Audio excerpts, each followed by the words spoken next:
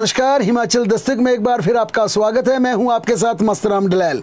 पेश करते हैं हिमाचल प्रदेश की प्रमुख खबरें।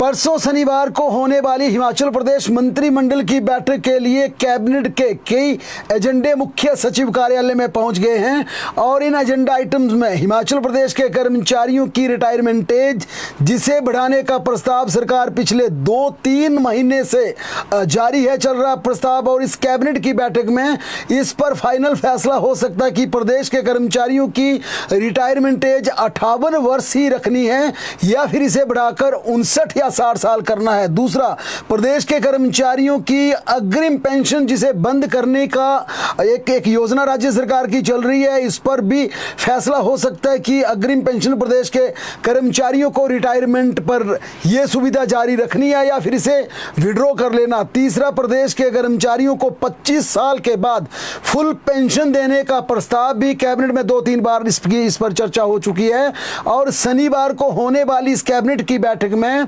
ये एजेंडा आइटम शामिल हो सकती है, क्योंकि इसका बाकायदा मसौदा मंत्रिमंडल की चर्चा के लिए मुख्य सचिव कार्यालय पहुंच गया है।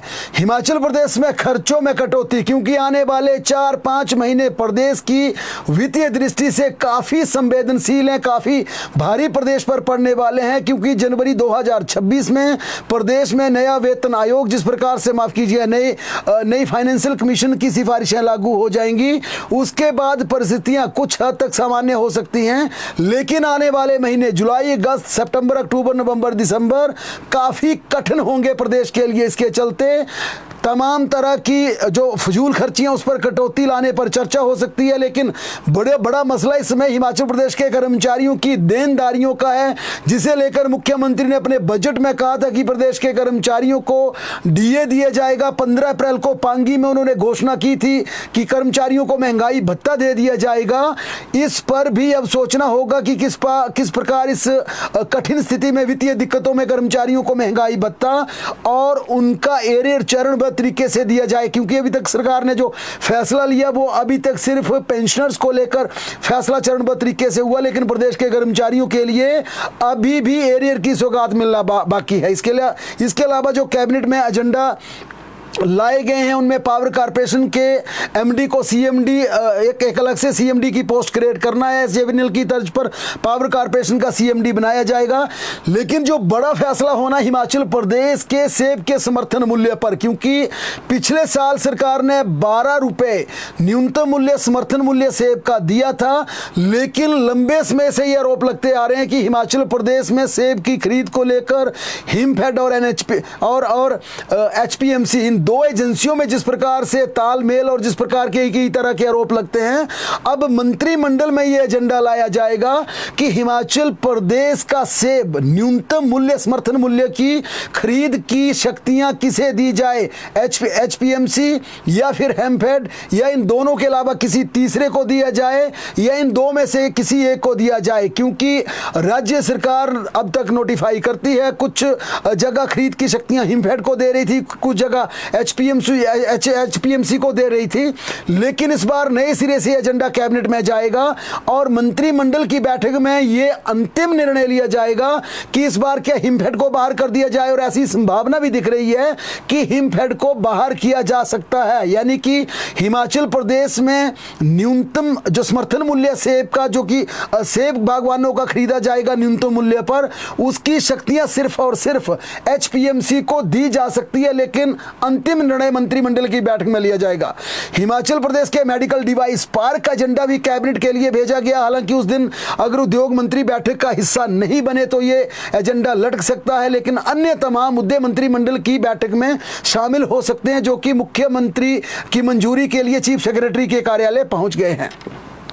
केंद्रीय मंत्री किरण रिजिजू हिमाचल प्रदेश के 3 दिवसीय दौरे के दौरान आज शिमला में पत्रकार वार्ता के लिए पहुंचे। इस दौरान केंद्रीय मंत्री किरण रिजिजू ने आपातकाल को याद करते हुए तत्कालीन प्रधानमंत्री इंदिरा गांधी की नीतियों और कांग्रेस पार्टी की विचारधारा पर पूरी तरह से घेराबंदी की। रिजिजू ने कहा, प्रधानमंत्री नरेंद्र मोदी की अगुवाई में हुई कैबिनेट बैठक में एक प्रस्ताव पारित किया गया, जिसमें कहा गया है कि आपातकाल में लोकतंत्र की हत्या हुई थी। उधर आपातकाल की 50वीं बरसी पर धर्मशाला में आयोजित प्रेस कॉन्फ्रेंस में केंद्रीय कॉर्पोरेट मामलों के मंत्रालय और सड़क परिवहन एवं राजमार्ग मंत्रालय के राज्य मंत्री हर्ष मल्होत्रा भी मौजूद रहे और उन्होंने आपातकाल को याद करते हुए, उस स्थिति को याद करते हुए कांग्रेस को पूरी तरह से घेरा।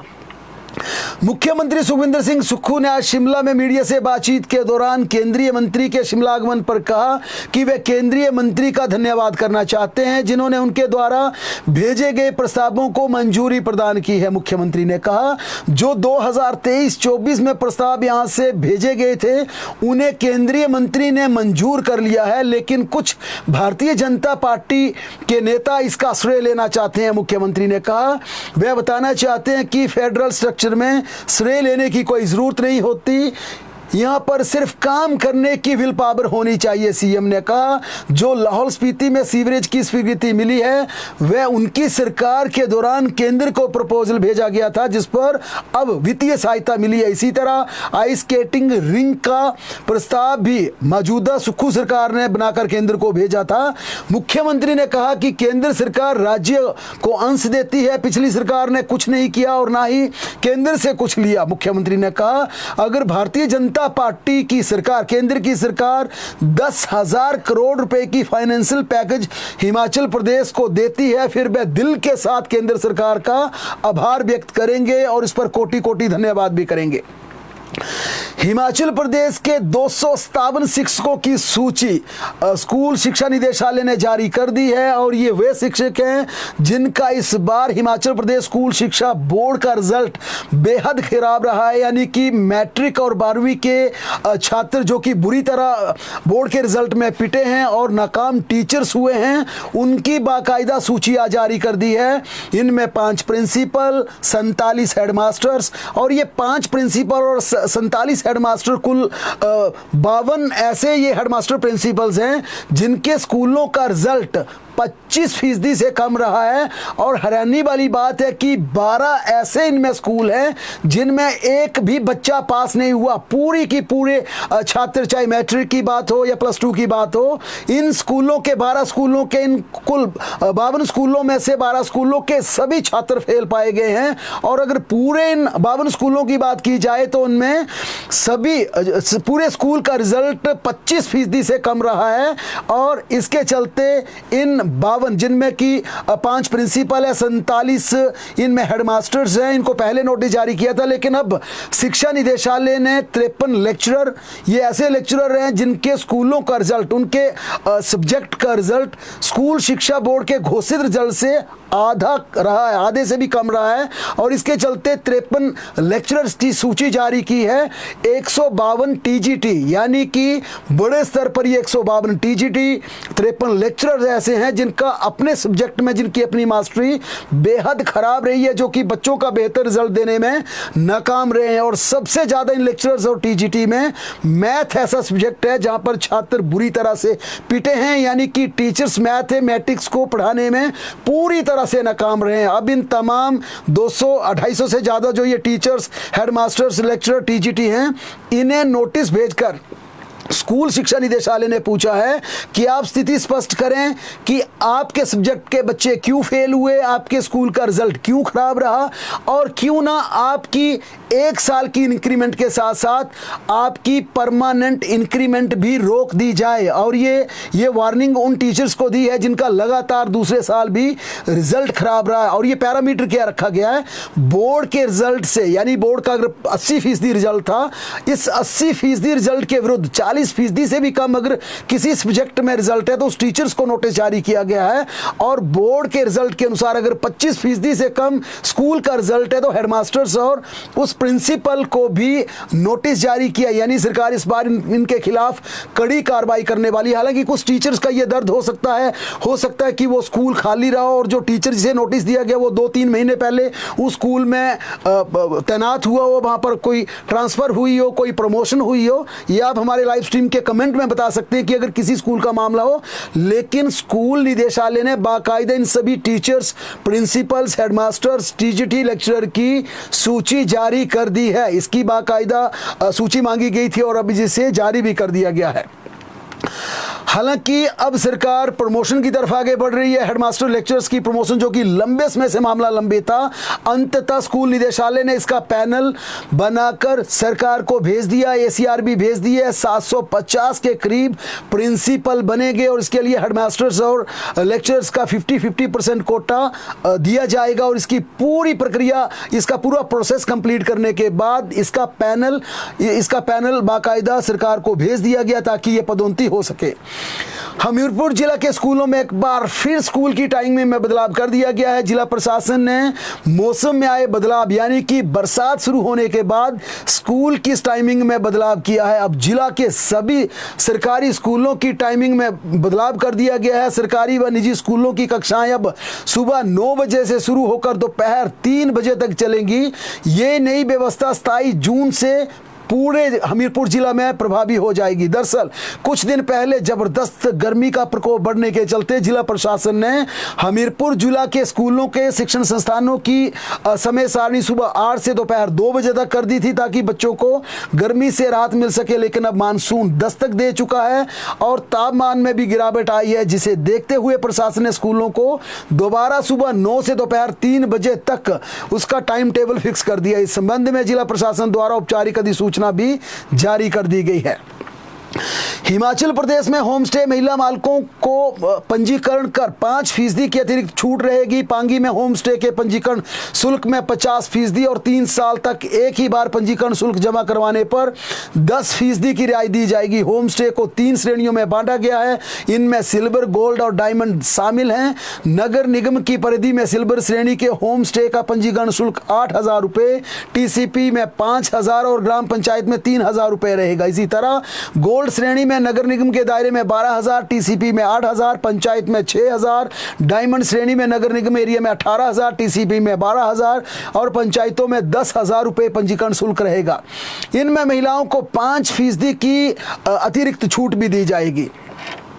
ईडी ने भ्रष्टाचार और पद के दुरुपयोग करने के आरोप में घिरे हिमाचल प्रदेश के सहायक औषधि नियंत्रक के डीसी निशांत सरीन के खिलाफ बड़ी कार्रवाई करते हुए हिमाचल प्रदेश, हरियाणा और पंजाब में उनके 7 जगह पर तलाशी अभियान चलाया है। 22 और 23 जून को की गई छापेमारी के दौरान धर्मशाला, बद्दी, पंचकूला और चंडीगढ़ समेत कई शहरों में स्थित उनके आवासीय, व्यावसायिक और सरकारी कार्यालयों में दबिश दी गई है। ईडी ने यह कार्रवाई एक पुराने भ्रष्टाचार मामले में की है। आरोप है कि निशांत सरीन वर्ष 2022 में हिमाचल प्रदेश के बद्दी में तैनाती के दौरान दवा कंपनियों को नियमों के परे लाभ पहुंचाकर भारी रिश्वत लेते थे।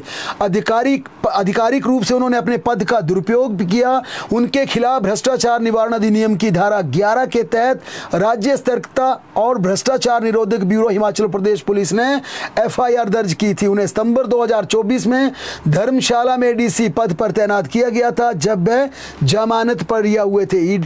ईडी के अनुसार तलाशी के दौरान कई आपत्तिजनक दस्तावेज जब्त किए गए हैं, जिनमें ड्रग लाइसेंस, कारण बताओ नोटिस, फार्मा कंपनियों को जारी की गई मंजूरियां और संपत्ति से जुड़े दस्तावेज शामिल हैं। इसके अलावा कई mobile phone, laptop, pen drive, digital device भी जब्त किए गए हैं।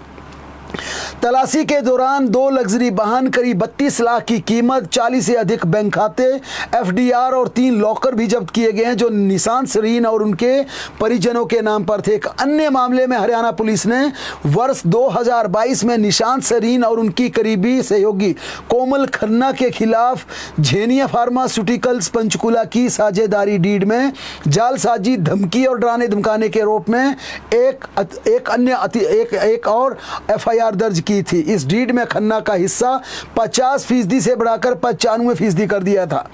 ईडी इस बात की जांच कर रही है कि धर्मशाला में तैनाती के दौरान सरीन ने कथित तौर पर जबरन वसूली और अपने परिजनों के खातों के माध्यम से दवा कंपनियों के साथ संदिग्ध वित्तीय लेन देन किए हैं। इस पूरे मामले में सरीन के परिजनों और विभिन्न फार्मास्यूटिकल कंपनियों के बीच वित्तीय संबंधों की परतें भी खुल रही हैं। प्रवर्तन निदेशालय ने स्पष्ट किया कि यह जांच अभी जारी है और आने वाले दिनों में और बड़े खुलासे हो सकते हैं। उधर सरीन के परिजनों ने बताया कि उनके खिलाफ उनके दुश्मनों की यह साजिश है।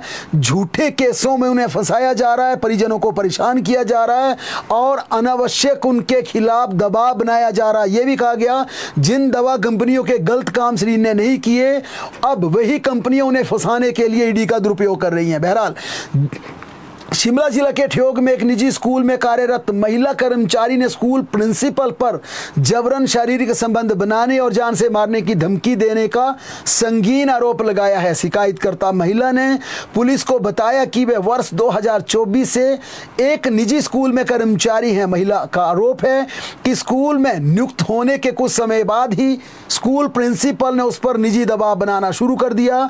उसने आरोप लगाया कि प्रिंसिपल ने उसके साथ उसकी मर्जी के खिलाफ जाकर उसके कमरे में ले गए और उससे तरह तरह की गलत हरकतें की। यही नहीं, अलग अलग स्थानों पर ले जाकर उसके साथ जबरन संबंध बनाए। पीड़िता ने पुलिस को दिए बयान में बताया कि जब उसने इसका विरोध किया तो प्रिंसिपल ने उसे गंभीर परिणाम भुगतने और जान से मारने की धमकी दे डाली। इस धमकी और मानसिक उत्पीड़न के चलते वह लंबे समय से मानसिक तनाव में रही। आखिरकार साहस जुटाकर उसने पुलिस का दरवाजा खटखटाया और पूरी घटना की जानकारी पुलिस के साथ साझा की। पुलिस ने मुकदमा दर्ज कर प्रिंसिपल से पूछताछ शुरू कर दी है। आरोपी प्रिंसिपल का कहना है कि उसे महिला फंसाने का प्रयास कर रही है, उसे गलत आरोप लगाकर उससे किसी तरह की वसूली करना चाहती है और इसी द्वेष भावना के चलते प्रिंसिपल का कहना है कि उनके खिलाफ आरोप लगाए गए हैं। सिरमौर जिला में एक बार फिर शिक्षा के मंदिर में शर्मसार करने वाली घटना सामने आई। पच्छाद थाना क्षेत्र के अंतर्गत एक सरकारी स्कूल के हिंदी शिक्षक पर कई छात्राओं ने यौन उत्पीड़न और छेड़छाड़ के गंभीर आरोप लगाए हैं। 6 छात्राओं ने लिखित बयान में कहा कि शिक्षक पिछले कुछ समय से लगातार आपत्तिजनक व्यवहार कर रहा था। छात्राओं का कहना है कि शिक्षक की हरकतें सभी सीमाएं लांघ चुकी थी, जिसके बाद उन्होंने पहले स्कूल प्रबंधन और उसके बाद सीधे पुलिस को जाकर इसकी जानकारी दी। पुलिस ने शिकायत के आधार पर पीड़ित छात्राओं के बयान दर्ज कर आरोपी शिक्षक के खिलाफ मामला दर्ज कर लिया। स्कूल प्रशासन ने भी मामले को गंभीरता से लेते हुए पुलिस कार्रवाई में सहयोग की बात कही है। सोलन जिला से पिछले कल एक दिल दहलाने देने वाली घटना सामने आई, जिसने हर शख्स को झकझोर कर रख दिया। सबाथू इलाके में एक युवती ने बीती शाम सोशल मीडिया पर फेसबुक पर लाइव आकर आत्महत्या कर ली। घटना के बाद पूरे इलाके में शोक और हैरानी कर देने वाला माहौल पैदा हो गया। हर कोई इस बात का सवाल तलाश रहा था कि आखिर युवती ने यह खौफनाक कदम क्यों उठाया होगा। पुलिस ने भी एक रात के भीतर इसका जवाब ढूंढ लिया। पुलिस जांच के दौरान एक रजिस्टर उस युवती के कमरे से बरामद हुआ, जहां पर वह फंदे से झूली थी, पंखे में फंदा लगाकर जिसने आत्महत्या की थी। उस युवती ने पूरी बीती उस रजिस्टर में लिखी है, डायरी में नोट की है, यानी वो सुसाइड नोट पुलिस ने मान लिया है। जांच में सामने आया कि युवती एक लड़के से प्यार करती थी, लेकिन उनके रिश्ते को परिवार वालों की मंजूरी नहीं थी। परिवार वाले उनकी शादी के लिए बिल्कुल राजी नहीं थे, क्योंकि उम्र छोटी थी। परिवार चाहता था कि बच्चे पढ़ लिख लें, लेकिन दोनों वैवाहिक बंधन में बंधना चाहते थे। और परिवार की इसी नाराजगी से, यानी परिवार के इसी मना करने से आहत होकर 24 साल के युवक, जो कि इस लड़की का प्रेमी था, उसने 7 नवंबर 2024 को सिरमौर के पच्छाद थाना क्षेत्र में फंदा लगाकर आत्महत्या कर ली। यानी कि जब परिवार ने मना किया तो सबसे पहले उस युवती के प्रेमी ने अपनी जान दे दी। 5-6 महीने पहले आत्महत्या कर ली।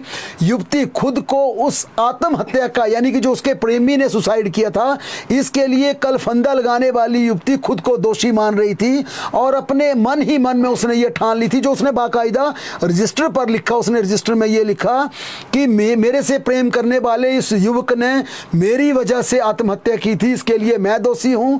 उसने ये खौफनाक कदम जो सुसाइड का उठाया था, मेरी वजह से उठाया था। यानी कि युवती के मन ही मन में ये लंबे समय से पकता रहा कि उसकी वजह से इस दुनिया को छोड़कर उसका प्रेमी चला गया। दरअसल युवक सोलन क्षेत्र का ही रहने वाला था, क्योंकि उसका पड़ोसी था, वहीं का रहने वाला था, लेकिन वह पच्छाद थाना के अंतर्गत नार्ग में एक निजी होटल में लंबे समय से नौकरी करता था। पुलिस ने युवती के कमरे में जो रजिस्टर बरामद किया, जिसे सुसाइड नोट माना गया है, उसमें पूरी कहानी साफ साफ लिखी गई है। युवती ने प्रेमी की मौत के बाद खुद को पूरी तरह से दोषी मानते हुए लिखा है कि मैं इस पूरे मामले में खुद को दोषी मानती हूं, क्योंकि लड़का मेरे से बेहद प्यार करता था और जब परिवार के लोग राजी नहीं हुए हुए तो वह इस दुनिया को छोड़कर चला गया, क्योंकि वह मेरे सिवाय किसी और का नहीं हो सकता था और यही वजह है कि अब मैं भी इस दुनिया को छोड़कर जा रही हूं। युवती ने यह भी लिखा कि मेरी मौत के लिए ना कोई जिम्मेदार है, ना किसी को दोषी माना जाए। मैं सिर्फ और सिर्फ अपनी मर्जी से जा रही हूं, क्योंकि मुझे प्रेम करने वाला नहीं रहा तो मेरा यहां रहने का क्या फायदा। उधर पुलिस ने युवती का मोबाइल फोन भी फोरेंसिक जांच के लिए भेज दिया है, ताकि सोशल मीडिया चैट और अन्य कॉल डिटेल से अन्य जानकारियां जुटाई जा सके। लेकिन इस पूरे प्रकरण के बाद जिस प्रकार का वो लाइव स्ट्रीम दिखाया गया, अब तमाम लोगों ने, बुद्धिजीवी लोगों ने ये गुजारिश की थी कि सोशल प्लेटफॉर्म से उस लाइव को डिलीट कर दिया जाए, हटा दिया जाए, क्योंकि इस तरह के लाइव स्ट्रीमिंग से आने वाली पीढ़ियों पर गलत असर पड़ता है, गलत प्रभाव पड़ता है। हालांकि ये भी सबका कहना है कि जो माँ बाप कह रहे थे वो बच्चों की भलाई के लिए कह रहे थे। छोटी उम्र थी बच्चों की, करीब 19 साल लड़की की उम्र थी, लड़का भी छोटी उम्र का था। परिवार के लोग चाहते थे कि पहले पढ़ लिख लें, सेटल हो जाएं और शादी विवाह के बारे में इतनी जल्दी नहीं सोचना चाहिए। लेकिन ना समझ उम्र कहाँ मानने वाली थी और अंततः ऐसा कदम उठाया जिसे लेकर अब हर कोई भला बुरा कह रहा है, क्योंकि ऐसी बातों के लिए कोई अप्रिशिएट नहीं करेगा। परिवार को सदमे में डाल दिया, और वो परिवार जिसने एक जवान बच्चों को पढ़ा लिखा कर इतना बड़ा किया, उनके भविष्य के लिए, उनका भविष्य संवारने का प्रयास कर रहे थे, अब उस परिवार को संकट में डालकर उधर लड़का चला गया, इधर लड़की चली गई। इसके चलते ऐसे लाइव स्ट्रीमिंग को ये बुद्धिजीवी लोगों का कहना है कि ना दिखाएं, ना इसे बढ़ावा दें। आज सोलन पुलिस ने एक फर्जी विधायक की गाड़ी और फर्जी पीएसओ को रंगे हाथों गिरफ्तार किया। हालांकि ये मामला नया नहीं है, इस तरह के नीचे से आने वाले कई लोग करते हैं। जब पहाड़ों पर सैर के लिए आते हैं तो झूठी वर्दी डाल लेते हैं, झूठा सायरन बजा देते हैं, बोलते हैं कि बड़े साहब बैठे हैं। दरअसल हुआ क्या, कल सोलन की तरफ एक गाड़ी आ रही थी, उसमें खाकी वर्दी वाला एक पुलिस कांस्टेबल था जो कि खुद को एमएलए साहब का पीएसओ बता रहा था। पीछे एमएलए साहब थे जो कि फर्जी एमएलए थे, कोई एमएलए नहीं थे, और इसके साथ एक और था। अब पुलिस ने इन तीनों को गिरफ्तार कर लिया है और गाड़ी को भी हिरासत में ले लिया है। पिस्टल और जिंदा कारतूस भी बरामद किए गए हैं। दरअसल ट्रैफिक पुलिस को सूचना मिली थी कि परमाणु से एक नीले रंग की स्कॉर्पियो जिस पर हरियाणा नंबर की प्लेट लगी थी, हूटर और फ्लैश लाइट जलाते हुए सोलन की तरफ तेज रफ्तार से दौड़ रही है। जब पुलिस ने गाड़ी को रोकने का प्रयास किया तो चालक ने गाड़ी को और तेज गति से भगा दिया। बाद में दोहरी दीवार के पास ट्रैफिक के कर्मचारियों ने नाका लगा दिया और वाहन को रोक लिया। गाड़ी में मौजूद एक व्यक्ति ने हरियाणा पुलिस की वर्दी पहन रखी थी और खुद को विधायक का पीएसओ बता रहा था। गाड़ी को ये भी कहा कि एमएलए साहब की गाड़ी है और एमएलए साहब इसमें बैठे हैं। जांच में सामने आया ना वर्दी असली थी, ना पीएसओ असली था, ना विधायक असली था, सब के सब फर्जी थे। और इसके चलते एक पिस्टल भी उनसे बरामद की गई। जो पिस्टल थी वो हिमाचल प्रदेश में उसे लाया नहीं जा सकता था, इलीगल रूप से लाया जा रहा था। इतना ही नहीं, जो गाड़ी का नंबर था वह भी फर्जी था, यानी सर से पांव तक सब कुछ फर्जी था। जब पुलिस ने गाड़ी के नंबर की जांच की तो वह हरियाणा नंबर असल में एक टोयोटा क्रिस्टा गाड़ी का निकला, जो किसी और की गाड़ी थी, वो किसी तीसरी गाड़ी का नंबर निकला। पुलिस ने इस पूरे मामले में एक महिला सहित 3 लोगों को मौके पर गिरफ्तार कर लिया है। उधर चंबा जिला के तीसा क्षेत्र में जल शक्ति विभाग के एक जेई का मर्डर कर दिया गया। उसका सब संदिग्ध अवस्था में, संदिग्ध परिस्थितियों में बरामद किया गया। ये सब चंबा तीसा मुख्य मार्ग पर सरेला नाले के पास गहरी खाई में नीचे देखा गया। इसकी तुरंत सूचना पुलिस को दी गई। इसके बाद जब मौके पर लोग पहुंचे तो देखा कि वहां पर जेई जो कि जूनियर इंजीनियर जल शक्ति विभाग में नवीन कुमार का शव था।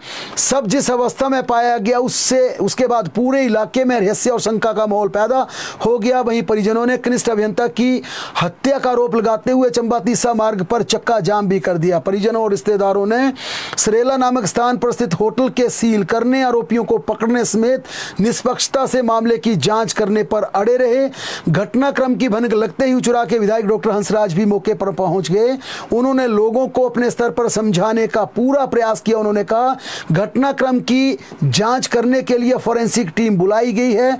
लेकिन इस पूरे मामले में दरअसल क्या होता, जो कहानी सामने आई, इसमें जेई नवीन कुमार जे नवीन कुमार जो कि फुगरी क्षेत्र के रहने वाले हैं, करीब 50-60 किलोमीटर नौकरी कर रहे थे और जहां नौकरी करते थे अपनी परिवार के साथ रह रहे थे। पिछले कल बीती शाम क्या होता है, पिछले कल जे नवीन कुमार को एक ठेकेदार का फ़ोन आता है और वे फ़ोन करके बोलते हैं कि आज पार्टी रखी गई है एक निजी गेस्ट हाउस में, होटल में, आप उस पार्टी में आइए, रात को डिनर करेंगे। दोनों की दोस्ती थी क्योंकि जो कॉन्ट्रैक्टर है वो हाइड्रो प्रोजेक्ट्स का कॉन्ट्रैक्टर भी था और जल शक्ति और पीडब्ल्यूडी का ठेकेदार भी था। इस नाते जे नवीन कुमार से उनकी जान पहचान थी, दोस्ती थी।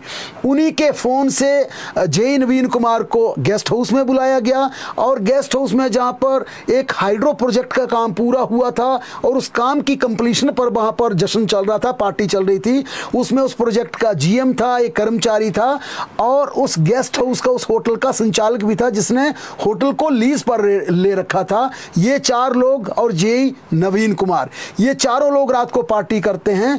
लेकिन सुबह क्या होता है, सुबह जब उस होटल के समीप एक ढाबा है, ढाबे का मालिक जब सुबह उठता है तो देखता है कि एक वहाँ पर उस होटल के बाहर एक मोटरसाइकिल लगी है और उसने पहचान लिया कि ये मोटरसाइकिल तो जेई साहब की है।